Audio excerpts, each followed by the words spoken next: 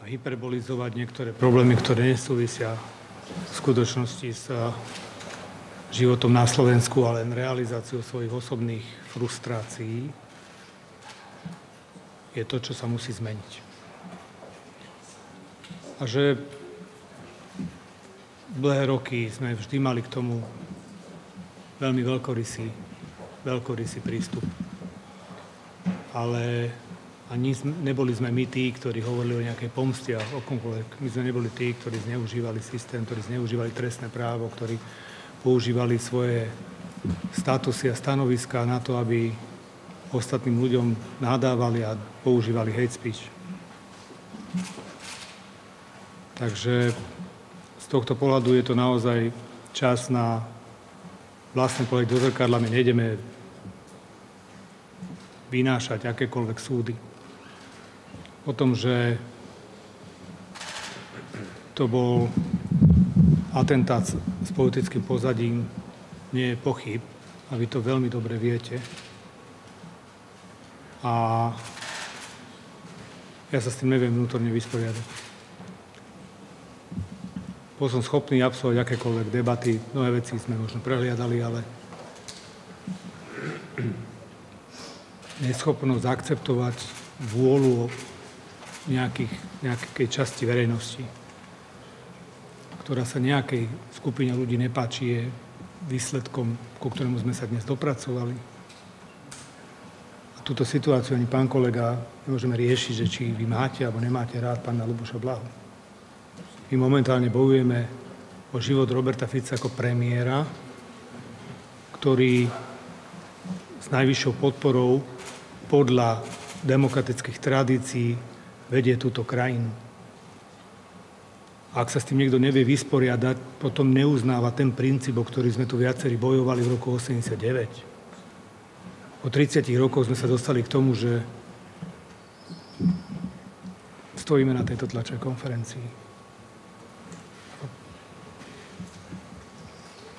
Ja neviem nájsť slova toho, čo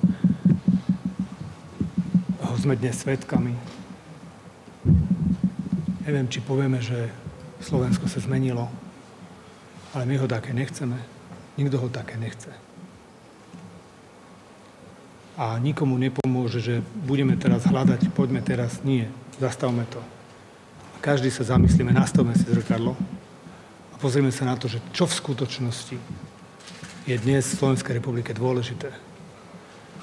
A ako si nažívam v tejto časti sveta, ako si nažívajú mnohí iní, kde sú a kde je Slovensko. A kde je Slovensko za posledných 20 rokov. Aby sme sa dopracovali do tejto situácie. Ja myslím, že budeme o tom ešte veľa diskutovať a veľa o tom hovoriť, ale prežil som celý svoj politický život s Robertom Ficom a viem, aký je prvý ten, ktorý základné hodnoty vždy ctil. Vy ste zažili našu jednofarebnú vládu, vy ste zažili všetky typy vlád Smeru. A nepamätám si, že niekto niekedy obmedzil akékoľvek možnosť toho, aby ste niečo hovorili alebo podobne. Ale to, čo sa spustilo posledné týždne a mesiace, je naozaj nepochopiteľné. A našou úlohou je to zastaviť.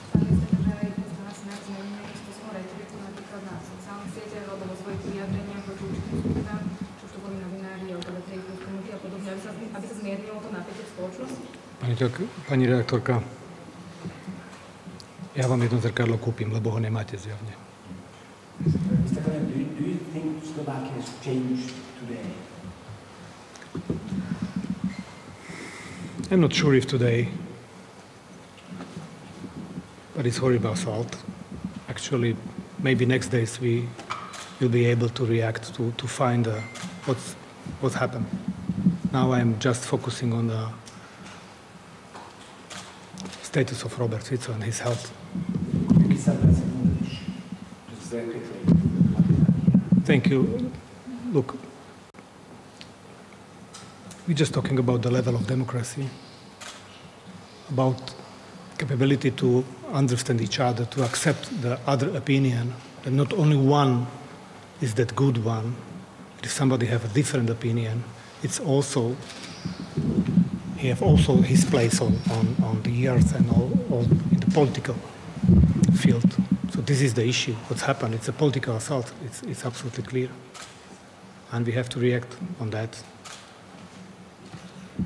Can you say something? Sorry, can you say something about the shooter's identity? Or Not today. Yeah, We will inform in coming days. Yes. Chcem sa ešte spýtať, že vám uniklo nejaké video, na ktorom útočník už teda označil ten svoj čin.